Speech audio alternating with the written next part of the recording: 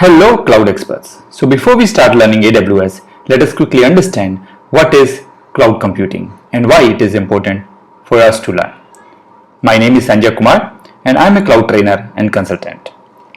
So we'll understand cloud computing, but before we talk about it, let us understand how the traditional IT infrastructure was developed in the corporate networks. So typically all the physical infrastructure like servers, which includes processors, compute, storage and networking components, they were actually deployed in the corporate network. On top of this, we had some platforms which are typically the runtime environments, operating systems and stuff like that. They were also managed within the corporate network, and all the services were deployed and provided by the servers which were available in the corporate network. All these resources can be connected by using the corporate network, and you have to be either available locally to configure these resources, or you have to connect through some VPNs which will have lot of limitation. However, now all these things, whether it is infrastructure or platforms or services, all these things can be stored in something called as cloud. We'll understand what is the cloud. But before we talk about it, this cloud infrastructure is available over internet. Anybody sitting anywhere in the world can access this cloud infrastructure and can do the configuration or commission some resources, or also release some resources as and when required. All these things can be done manually, and some of these functions can be done automatically as well. Now, to access these devices, you can do it from any mobile phone, any computer or any laptops or desktop, etc. In addition to this, there are multiple tools available to configure these resources. You can do it with the web graphical user interface. You can do it with CLI commands, which is command line interface, or you can do it by using some APIs or SDK, which is like software development kits. So there are various ways to configure the cloud resources. Now, in simple words, what is cloud computing? Cloud computing is nothing but a remote computer or server which is remotely hosted. So if you really want to understand cloud computing in simple words, it is nothing but a simple computer or a server which is hosted in some other location which is remote from us, and that is why we call it cloud computing. However, if we really want to understand this in technical words, so it's a collection of large computing resources, large computing environments, which are typically called as data centers. Data centers are a shared pool of resources which can be provided to end user with an on-demand model. So in technical words, a cloud computing infrastructure is a large computing environments which are typically some data centers which are shared pool of resources which can be provided to the end user with an on-demand model. Now, what are the data centers? Data centers are the collection of huge computers or servers which will have almost infinite capacity. So we will have lot of big servers available somewhere in the remote location which are having all the power backups, all the redundancy, all the high availability, and they are available to be configured from internet, and any user can get these resources based on the requirement what they have, and they can release the resources whenever they don't want it, and they only pay for the resources what they use at a given point of time. Now, as per the NIST definition, NIST, which is National Institute of Standard and Technology, what is cloud computing? So cloud computing is a model of enabling ubiquitous, convenient, on-demand network access to a shared pool of configurable computing resources, which we discussed in the last slide, which is typically the data center, that includes network, servers, storage, applications and services, and that can be rapidly provisioned, so you can get it configured as and when you want, and you can also release it whenever you don't want it, with the minimal management effort from service provider interaction. So you don't really need to speak to the cloud provider to configure these resources or release these resources. You can do it whenever you want it, and you can release it whenever you don't really need it. So this typically cloud model is composed of three things. One is 5 essential characteristics, 3 different service models, and 4 different deployment models. We are going to talk about all these 3 things one by one. Now, before we talk about it, let us understand what are the other benefits of cloud computing. Cloud computing is changing the way how the IT infrastructure is supplied and consumed in the world, and all these things are now done virtually. On-prem data centers, the traditional data center which is typically called as on-premises data centers, and now they have moved to virtually hosted environments with state-of-the-art features and services. So these hardwares, these softwares and the services are one of the best in the industry, and they are all virtually hosted and accessible via internet. Now services can be subscribed as and when they required. So services can be subscribed on demand. You only pay for the services what you use. You only pay for the resources what you use. That's why they say pay as you go. Data centers are owned and operated by public cloud provider, the company like AWS, the company like Azure. These are the companies who are actually owning these data centers and also operating these data centers. Go global in minutes. Because these companies have global infrastructure available, you can launch your services, you can deploy your services globally typically in minutes. Time to market for services, because you can quickly deploy your services, your time to market for your services is extremely low. This cloud computing has become a game changer in the IT industry and getting very popular with the exponential growth. Now, just to take an example, there is one user who is looking for some server space which is like 16 vCPUs and 256 GB storage. There can be another user who needs some ready-made applications from the cloud computing, and there can be another user who just needs some additional storage for his application. Now, cloud computing provides all these various type of services, whether it is related to only to the storage or related to the applications or some kind of compute capacity. Now, what are the different characteristics of cloud? The characteristics of cloud, the first one is on-demand self-service. That means the end users can access these resources, can configure these resources by using self-service portals, and can create it whenever there is a demand.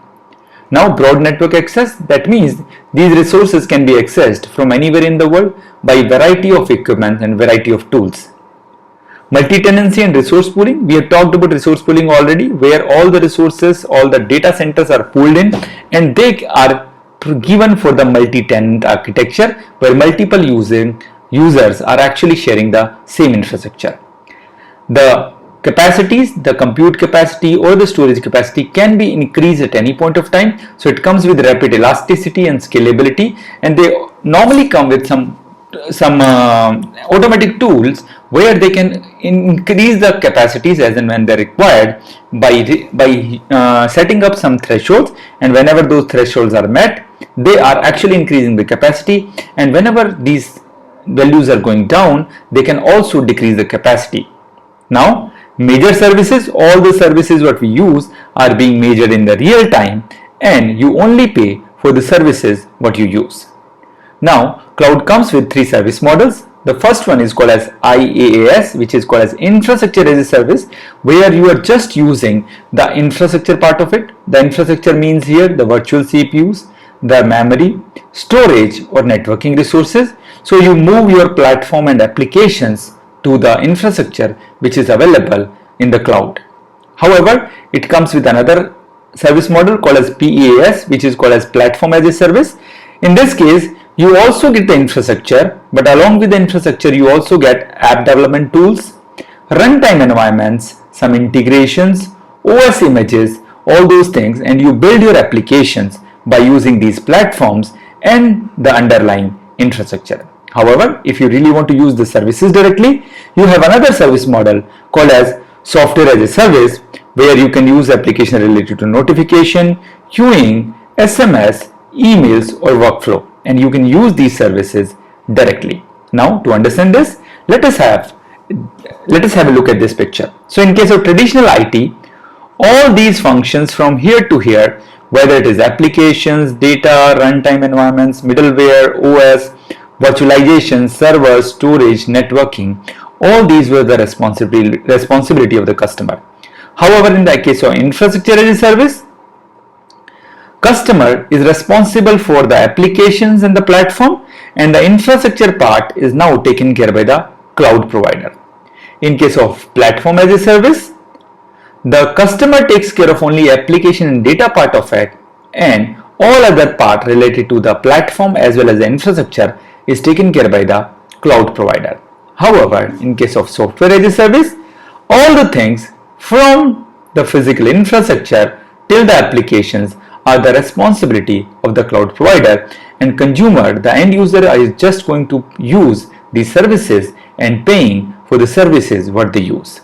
Now, cloud also have 4 deployment models which are called as public cloud, private cloud, hybrid cloud, and community cloud.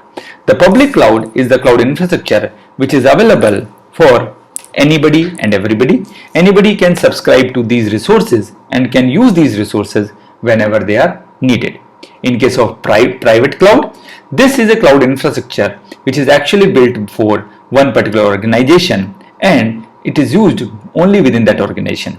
In hybrid cloud, you use a mix of private and public cloud where you have your on-prem data centers. However, what you want to do is some additional capacities or additional storage, and those things can be consumed over public internet as a public cloud, right? So in this case, hybrid cloud is a kind of, you have on-prem data centers or some private cloud as well. At the same time, for additional capacities or workloads, you are also relying on public infrastructure.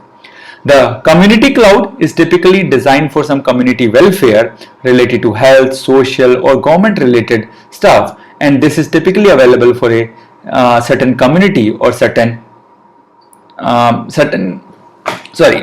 help groups. Now, just to understand private cloud, the end-to-end infrastructure is managed by one particular organization and it is only used for one particular organization. In hybrid cloud, you are using a mix of private cloud and the public cloud.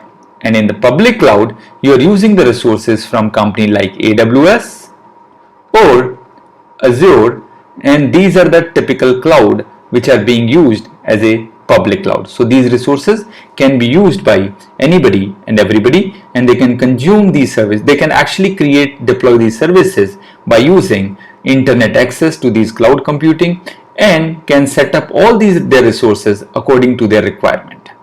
Now, what are the typical application today, day in and day out, whatever applications we are using, most of those applications are actually built on cloud computing. Some of these applications can be Zoom, can be Google Classroom, which is used for online classes for the kids, Google Drive, which we are typically using for the storage, and WhatsApp, YouTube, or Google Meet. So these are some of the applications which we are using on daily basis, and all these services are actually built on the cloud computing platforms.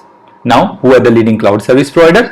So AWS is one of the market leader for cloud computing services, but followed by another 3 companies which is like Microsoft Azure, Google Cloud, and Alibaba Cloud. However, these 3 companies, AWS, Azure, and Google, have acquired more than 50% market share in the cloud computing market.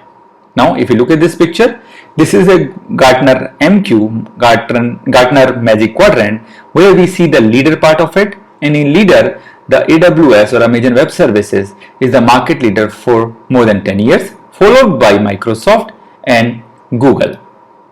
Now, if you look at the right side of it, which is market share in the Q2 of 2020, and this is a report published by Synergy Research Group, where we see Amazon has a market share of 33% and Microsoft has a market share of 18%, and Amazon have a market share of almost twice of Microsoft.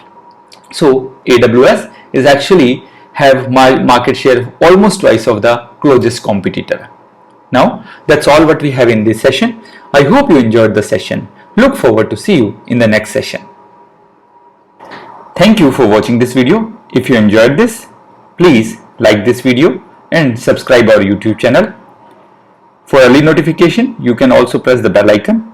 If you need any more information, please visit us at www.cloud-training.guru or email us at cloudtrainingguru101@gmail.com. Thank you very much.